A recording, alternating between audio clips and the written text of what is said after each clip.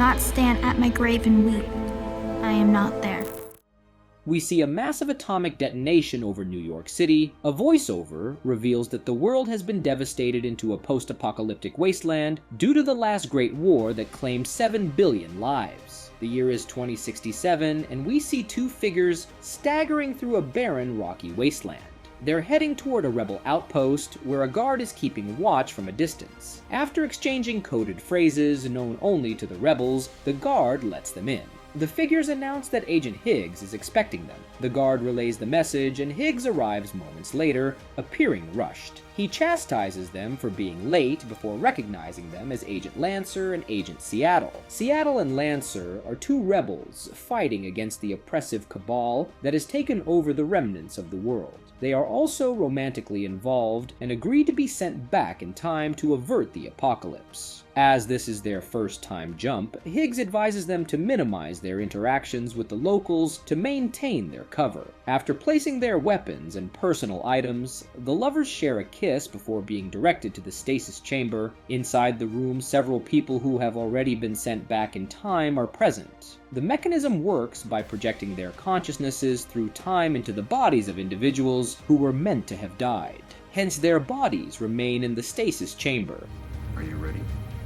We are then transported back to 2017 in Arizona, where a surly 15-year-old named Ava is in the middle of a heated argument with her mother Jessica over her poor academic performance. Jessica, infuriated, calls Ava an ungrateful little brat before grounding her. Despite this, Ava sneaks out to a party where she meets her friend Cersei. Ava is trying to impress her would-be boyfriend Matt, so Cersei gives her drugs to calm her nerves. Ava takes several and meets Matt. Soon after, she collapses and appears to overdose. Cersei rushes to her, urgently asking someone to call 911. Suddenly, a screeching sound is heard, and everyone disappears except for Ava. Ava wakes up, realizing she is alone. She heads home, only to find another version of herself sleeping in her bed. It turns out Stasis made an error and sent Seattle into the body of someone who nearly died, rather than the one who actually died. This leaves Ava as a ghostly remnant who is neither seen nor heard. She rings the doorbell, but it zaps her. Ignoring this, she continues until Jessica wakes up to answer it. Since she cannot see or hear Ava, she assumes it's a prank by one of Ava's friends. Unlike the real Ava, Seattle remains silent and goes back to bed.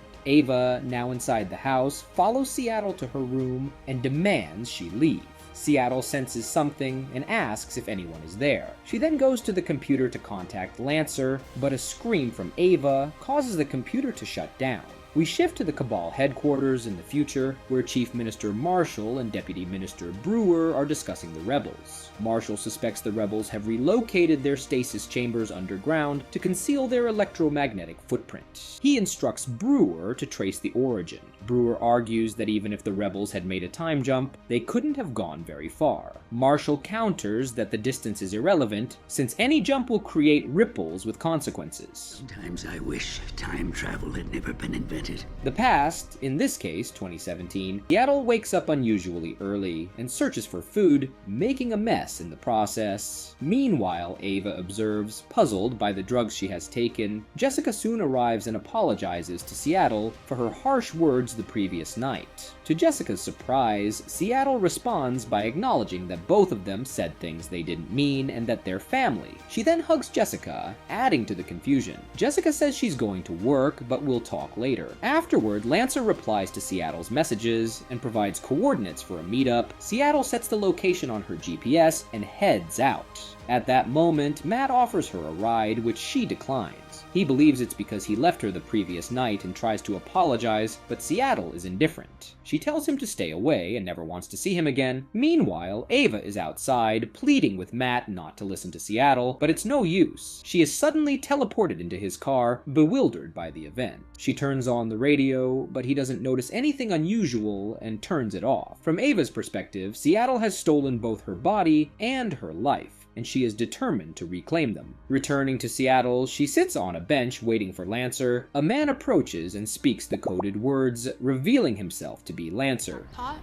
Where'd you find that vessel? The bodies they inhabit are referred to as vessels, while they are known as skinners. Lancer mentions he acquired his vessel from a fraternity hazing gone wrong, and Seattle says hers came from a drug overdose, disheartening Ava, who was watching from a distance. Since Lancer's vessel is older than Seattle's, it complicates their relationship. Lancer asks what Seattle plans to do, and she responds that she can't just leave because Jessica will be searching for her. They then head to base camp to check in. Upon arrival, Agent Derby, inhabiting a homeless man's body, greets them after confirming their identities. He comments on the base's modest size and mentions that the Pacific unit is based in a mansion in Bel Air, Los Angeles. He also advises Seattle to request a new vessel, as she's unhappy being in a child's body. Shortly after, they meet Captain Suthers, who gives them a tour of the base, while Ava explores from behind. Who are In uptime, the Cabal has vast resources, but in downtime, the playing field is more level. After introducing them to Agent Paseo, Seattle asks Suthers about a replacement vessel. Considering Seattle and Lancer will be working together, and Seattle's vessel is problematic, Suthers says he'll request a transfer. Ava is thrilled at the prospect of getting her body back and follows him, asking how long it will take, but receives no answer. Paseo performs a quick memory scan on Seattle, while Suthers goes to Nightingale to arrange a new broadcast to uptime rebels. At the rebel receiving station, a Cabal soldier intercepts the transmission after subduing the rebel guard. At Cabal HQ, they successfully locate the rebels' time zone from the transmission. Marshall orders Brewer to deploy the Huntress. We see her training, and she is then instructed to report to the Cabal's stasis chambers immediately. Brewer is waiting for her arrival, and upon her entrance, shows her an advanced device that is yet to be tested. They want her to experiment with it in downtime. He emphasizes that this is highly confidential. Since taking physical objects through time travel is not feasible, she must recreate the device in downtime, which she confidently assures she can accomplish. In downtime, we witness a woman being strangled by a man. Shortly after, the Huntress assumes control of the body and awakens with a smirk. She swiftly overpowers the man, breaking his neck to finish him off. Meanwhile, Seattle and Lancer are leaving the rebel base under the cover of night. With urgency, the Huntress reconstructs the device. She also possesses special glasses capable of detecting skinners, and that night she spots Nightingale strolling down the street. The Huntress approaches and initiates a casual conversation, but when she mentions skinners, Nightingale quickly flees. However, she is eventually cornered by the Huntress. Nightingale argues that killing her would be futile, as she would simply return in a new vessel. The Huntress dismisses that notion, stating it's outdated. She then activates the device and throws it beneath Nightingale, causing her to collapse. The device appears to have trapped Nightingale's soul, leaving her still in stasis and uptime. See you uptime, Skinner. A Cabal soldier reports to headquarters that the fugitive is captured. Brewer informs Marshall that the trial was successful. In downtime, Seattle and Lancer are seen bickering about her staying at Ava's house. Lancer argues that she is overly exposed, but she reassures him. He's also impatient about her replacement vessel, which will take several weeks. The following day, while Seattle is in the shower, Matt sends a message to Ava's computer. Ava desperately tries to respond, but is unsure how. Despite continuous zaps, she manages to type. She apologizes for her previous statements and mentions she needs some time. When Matt questions if she is ending their relationship, Ava panics and starts pleading, restoring Matt's control. Seattle sees the messages and assumes they are from Ava. She tries to explain that her presence is part of something significant and expresses her sorrow, believing Ava is dead. Ava, however, insists she's not dead and is determined to find a way back. As Seattle exits the house, Matt appears again. His confusion grows as she previously declared her love for him. Lancer arrives and questions Seattle about Matt's presence. Matt gives Seattle an ultimatum to choose between him and Lancer. She simply walks away, dragging an infuriated Lancer who wants to confront Matt. Seattle recognizes Lancer's jealousy and tells him it's only a temporary situation and that they need to focus on their mission. The rebels soon discover details about the device through an intercepted encrypted message, prompting Paseo to start constructing it. Meanwhile, Suthers realizes Nightingale is missing. In uptime, the Cabal tracks down the rebels' base using Nightingale's memories.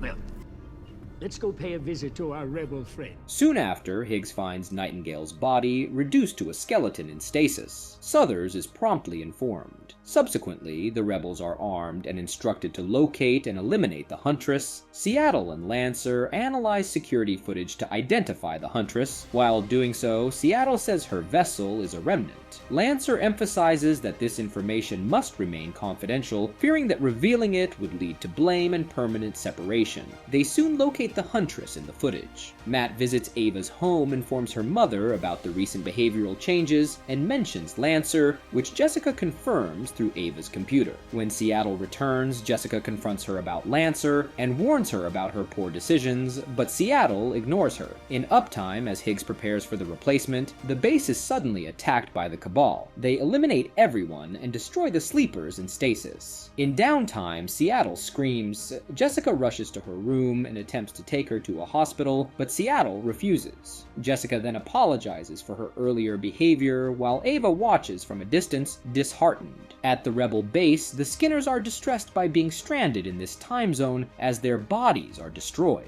Suthers insists this doesn't alter their mission, and the recent events only confirm they are a genuine threat to the Cabal. He encourages them to complete their mission. Later, Lancer suggests they relocate far away and start anew, but Seattle declines, saying they'd merely be postponing their inevitable end. Meanwhile, Ava teleports into Matt's car, where Cersei is present. Ava witnesses them kissing and reacts in anger. At that moment, a text message appears on both their phones saying cheater. Ava begins to comprehend her abilities. She uses them to locate the Huntress, who sees her through the special glasses. Ava types a message on the Huntress's phone, stating that someone has stolen her body with a single tap. The Huntress requests Ava to lead her to them, and she agrees. Ava guides her to the rebel base, where she starts eliminating the rebels one by one using the device. A shootout ensues, and Lancer is caught in the crossfire. Paseo installs a virus that will erase their data. If the Cabal attempts to access it, he then provides Seattle and Lancer with the device prototype and goes to distract the Huntress. Unfortunately, he too is trapped by the device, but Seattle and Lancer manage to escape. Seattle brings the injured Lancer to Ava's home, where Jessica discovers them. When Jessica is about to call the police, Seattle threatens her with a gun. Meanwhile, Ava searches for Seattle but cannot find her, so she teleports back to her house. After discovering their location, she returns to inform the Huntress. Seattle and Lancer contemplate their next steps when Lancer recalls the operatives in Bel Air who can help them. Suddenly, the computer activates, and Seattle suspects it's Ava. She decides to show Ava a glimpse of the future and explains that it will be because she helped the Cabal. Although Ava can't be heard, she apologizes, saying she didn't know. Shortly after, the Huntress breaks into the house and they take note of it. The Huntress finds Jessica bound but disregards her. She eventually pinpoints their location. She throws the device at Lancer, but he evades it and a confrontation begins. However, due to his injuries and the Huntress's prowess, she overpowers him. Seattle attempts to shoot her but runs out of ammunition. Lancer tells her to leave without him, but Seattle refuses. Seattle then tries to stab the Huntress, but she is easily subdued. As Ava tries to intervene, the Huntress threatens to trap her with the device, stating it will affect her just as much as the Skinners. You're a Skinner too. Ava activates the device while the Huntress is still holding it, trapping her and restoring Ava to her body. In an unexpected twist, Seattle ends up in the Huntress's vessel, which is revealed when she speaks the coded phrases to Lancer, who nearly killed her, thinking she was still the Huntress. Ava eventually apologizes to her mother and they embrace. In the final moments of the movie, Seattle and Lancer share the long-awaited kiss now that she is. And with that, the movie ends. We hope you enjoyed our recap. Watch our next videos on the screen. And don't forget to subscribe for more amazing recaps. See you on the next one.